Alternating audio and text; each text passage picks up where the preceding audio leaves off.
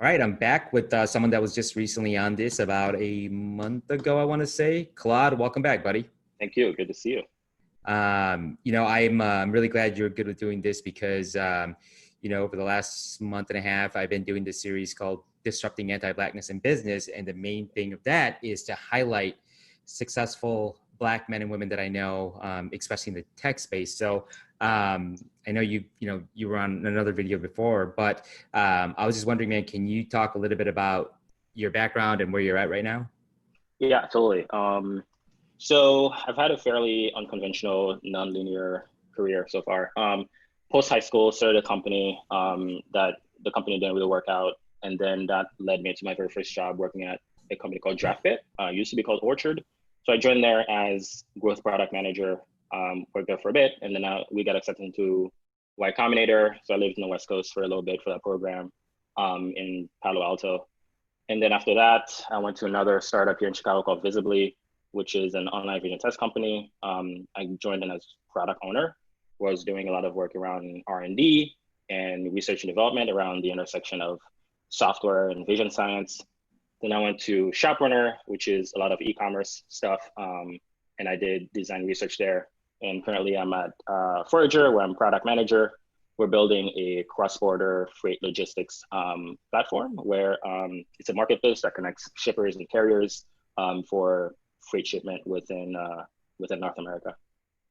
Yeah, and Forager has been all over the news in a very good way, over the last couple months. So a lot of kudos to you and as well as the rest of the team, Matt Silver, for doing what you guys are doing right now. So when you and I clicked really well, and we talked a lot and hung out a lot over the last 3-4 months since we got introduced by Amanda, but one of the things that you and I connected on was the life of an immigrant, right? Because I came here when I was 7 years old with my family, and it's a lot different when you're coming from somewhere else to the land of opportunity. And still, in my opinion, America, we came here because it's the greatest country in the world, right? So I want you to talk a little bit about how you came here and how it felt as an immigrant, and just kind of walk us through it.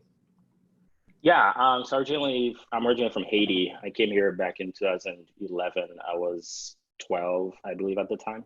I'm 22 years old now. So my parents are missionaries in Haiti, so they moved here for education.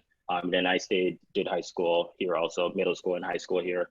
And yeah, I think that's played a pretty huge role into my motivation, I think, as a person, whether it's my work or other areas of my life. And I honestly attribute a lot, honestly, all of it to my parents. Like, I have amazing parents, and I think that's the luckiest thing that can happen to a person, is to raise in a good household and raised with good values.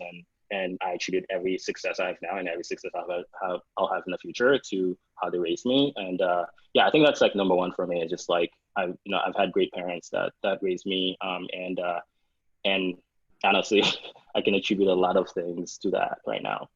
Yeah, no, I always say every single good thing about me is because of my parents. Right, right.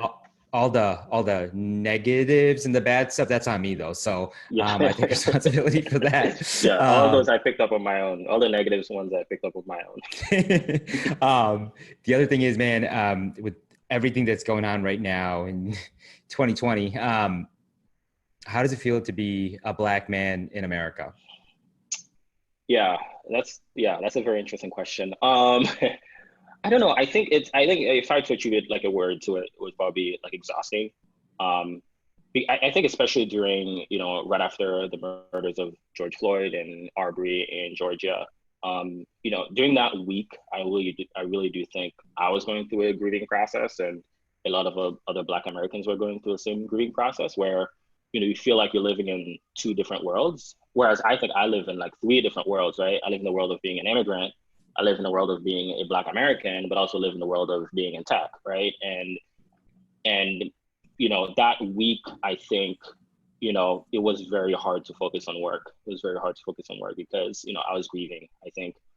So I think I think living one life is hard enough. I think living three different lives can be exhausting at times, but I am getting better. Like, I think we're making some good progress in a lot of things.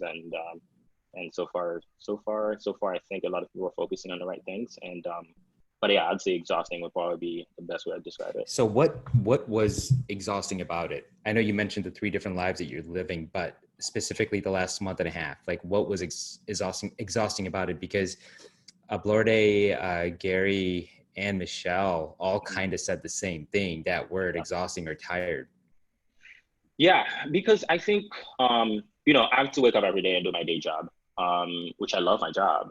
But my job has nothing to do with race or anything like that, right? So I have to hop on product stand-up calls and do user interviews or sit down with engineers and sit down with designers and talk about product and software.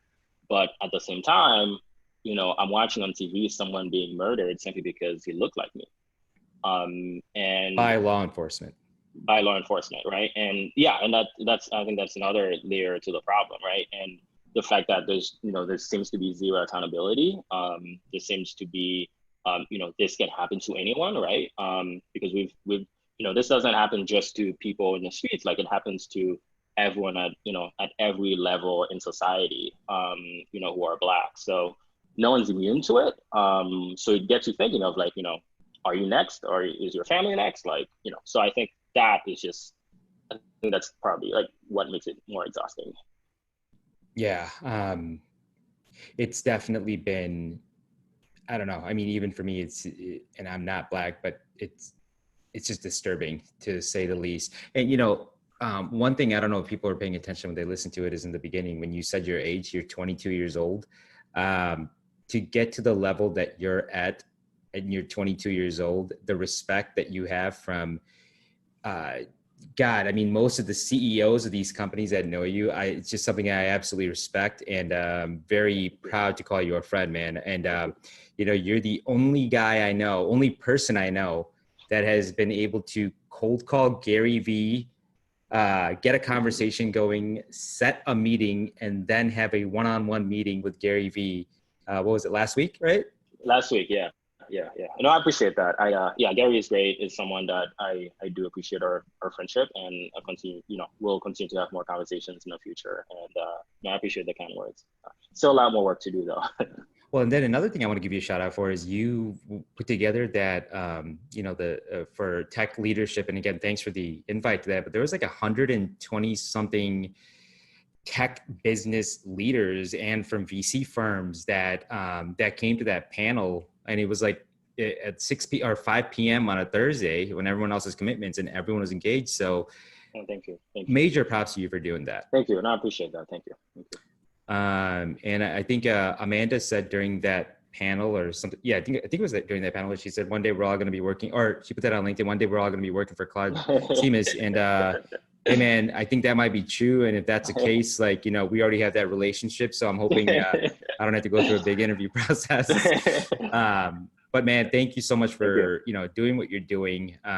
Especially just even not just from a work standpoint, but in the community itself. I'm very fortunate and lucky and proud to call you a friend. And, this is something that everyone's kind of going through at different levels. And, if we stick together, I think we will figure out a way to get through all of this. Absolutely. No, yeah. And thank you. Thank you for our friendship. And also thank you for all the work you're doing in elevating more Black voices and other underrepresented voices in our community. I'm not sure there's anyone else who's doing it at the same level you're doing it. So major props doing all of that. And, I'm just excited to do more work and see what I can do to continue to help our community move forward. All right, man. Appreciate it. Thanks, Claude. Sounds good. All right. See you later.